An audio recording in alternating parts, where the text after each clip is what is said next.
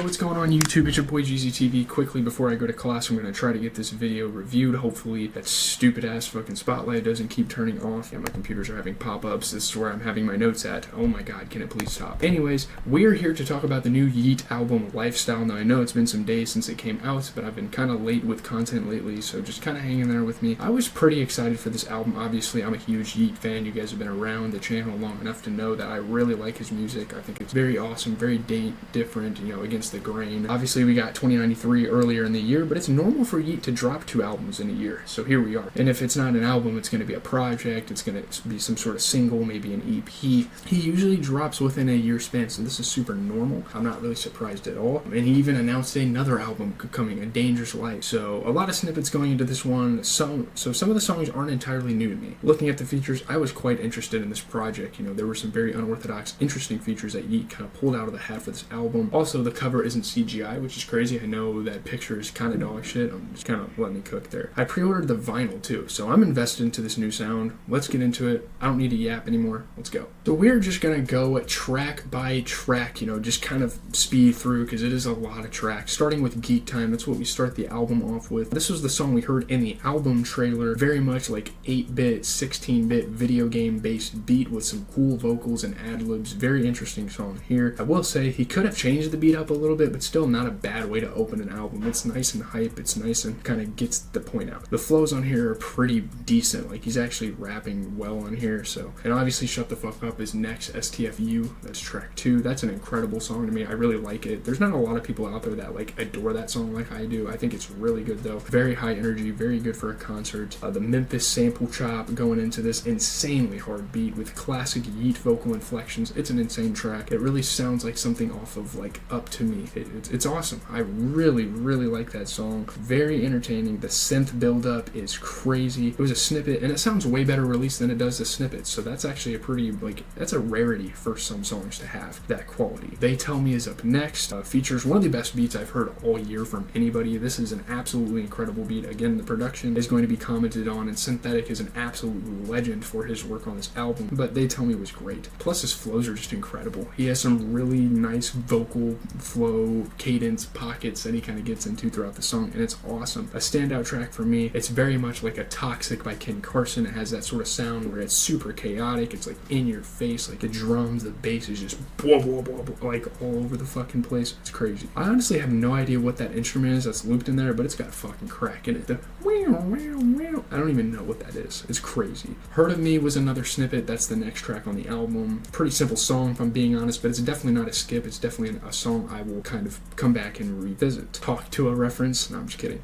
Some solid bars on there as well. And then you get to Speedball. Very interesting beat. Some of his quickest flows to date on this one. He absolutely snaps. He goes crazy on this song. Entertaining song. Reminds you of kind of a song like Split off of Afterlife. It's got that kind of sound to it and that flow. Everything comes together well with this song. You know, at first it sounds kind of awkward. When you're first listening to some of these beats, it's very obnoxious. But once you kind of get used to the sound, it's like, okay, that's pretty cool. There's some cool elements in there. And then you get You Don't Know Life. Really cool vocals on there. Some of his best vocal performances on the album. I love that flow. I love that, you know, high-pitched, shrilling kind of pocket he gets into on You Don't Know Life. Again, cool flow. Great usage of background vocals on that song. That's a good one. Diamonds on me, cunt. Watches on me, cunt. And I like how the beat is simple and kind of allows him to use his vocals. And then you get to Orchestrate. It's most people's favorite, and I don't blame them. This is definitely a highlight on the album. It's the most well-mixed, most complete song with one of the best beats on here, one of the most complete beats. It's just cinematic. It's absolutely incredible. I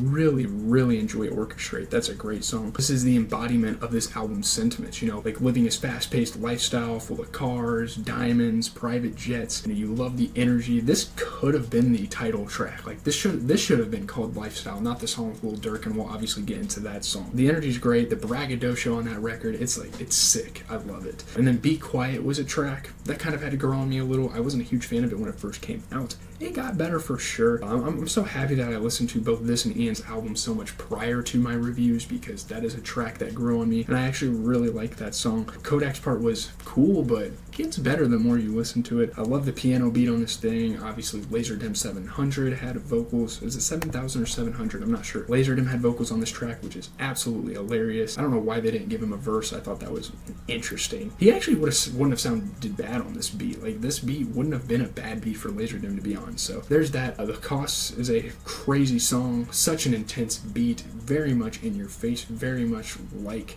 what the rest of the album sounds like. You know, him and Cardi were at the Costs Hotel at the same time, so there were some crazy speculations when this song was on the track list, and there's crazy speculations about a couple of the songs on this album, you know, maybe being diss tracks, and I think that's an interesting thing you could dive into if you wanted to. I'm not going to talk about that much in the video. Some people even thought this could have been a diss, towards Cardi, but I doubt it. I don't know. I think those two are probably on solid terms. And then up next we have Go to Work with Summrs. Going into this album, this was probably one of my favorite snippets, and honestly, I'm not a huge fan of how it turned out. It definitely could have been better. I don't necessarily hate this song, but it definitely could have been better. They had a music video for it, so that was pretty cool. Really dope. Like, a lot of effort put into that music video, so shout out to Yeat for that. It's not a bad track, and it could have been better. Also, I could barely hear Summrs, so way to go, engineers. I mean, the engineers definitely did a bad job of just drowning people out. Well, they did a good job of drowning people out, but that's not a fucking good thing. I want to hear the vocals. I want to hear Summrs' verses. I really like Summrs' flows and cadences. I think he's a really entertaining rapper to listen to, and they kind of ruined that here. And I will say, it is a surprise to see Yeat and Summrs working together again. I love seeing that. And this is huge for Summrs because Yeat wasn't nearly as big back then when they used to make tracks together as he is now. So for Summrs to kind of get a big break here and get on a track like this, that's awesome. And obviously Yeat and him have been friends for years, so Yeat's always going to show love, but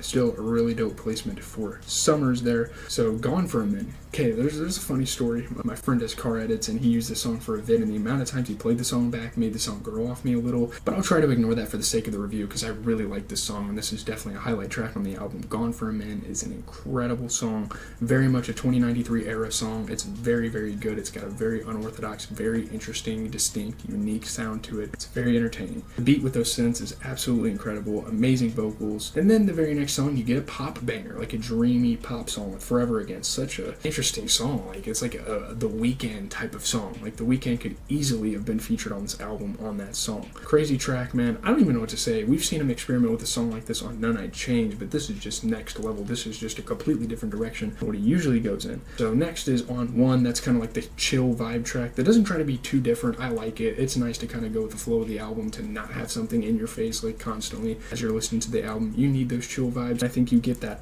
with a song like On One. Also, I really like the way he sounds on this. He said shrimp on the Barbie, which was kind of funny, so it's funny. Fly Trip is next. That was another big snippet from this project. It's just an embarrassing comparison, you know. Apparently it's a Lil 8-8 diss. I'm not sure. I don't really have a problem with Lil 8-8, so I'm not going to comment on that. Fire Beat, that song was cool. Eliminate was another big snippet from this album up next. Back-to-back huge snippets from the album going into it. Solid song, a bit simple, but it's chill. Could be a diss track towards Ian, actually. I heard a lot of people say that it could be that. There's potential that Yeat could be coming for people's necks on this album, and we just never know. Very cool flows on this track. And then you get Line for Fun. 5 Fun, not For Fun. That's another song of his. And it seems like Yeat made a follow-up track to one of my favorite songs of his. This is great. I love that he did this, and to see him refined as an artist on this version, it's super cool to kind of see his maturity. I think that's great. I think that was necessary on a song like this. This one honestly isn't as good as the original, but it's still a vibe with his vocals. He was absolutely geeked making this track. I mean, the vocals sound crunchy on this track for some reason. I don't know if that was intentional or not. New High wasn't great to me, which sucks because Don Toliver is on the song. I think New High is probably my least favorite song on the album. The beat is just so weird to me.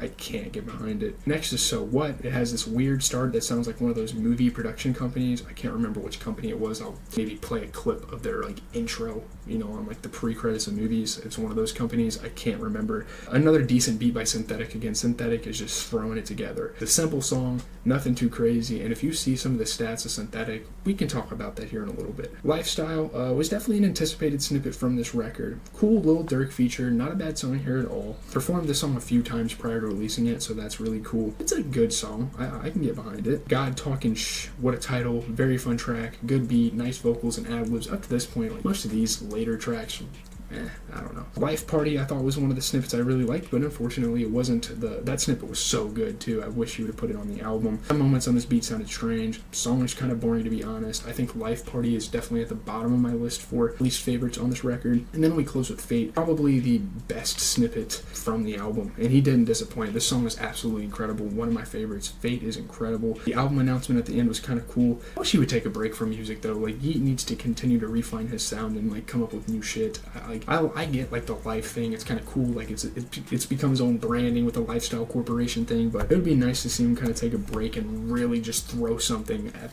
the wall, like Lil Yachty did with what's that album called? I was thinking of Let's Start Here by Yachty, but let's get into just the generalities. I think overall in terms of the production, this is probably the hardest Yeat project I've heard. Like in terms of just boom, boom, boom, like in your face, like best concert music. I would say this is his best album for that. Like if you want a hype record and you're a Yeat fan, I would say you'd go to this. It seems like Yeat's kind of back in his druggy state with the vocal inflections that we got on this project. Obviously I don't promote drug usage, but like Yeat sounds better like this, if I'm being honest with you. This album is a little too long probably, but that means we can dissect it for a longer amount of time, and I feel like that means this album is going to last a little longer because there's more tracks to kind of get into. And there's something I would like to add. When I first listened to this project, some of the beats and mixing sounded off, but the more I listen to it, the more things start to make sense, and the more things kind of come together cohesively for what Yeat is trying to do with this project. I know not a lot of people will talk about him also, but Synthetic is an absolute machine. He is a fucking beast. I've seen some stats about how he made like 4,000 beats for this album. Like,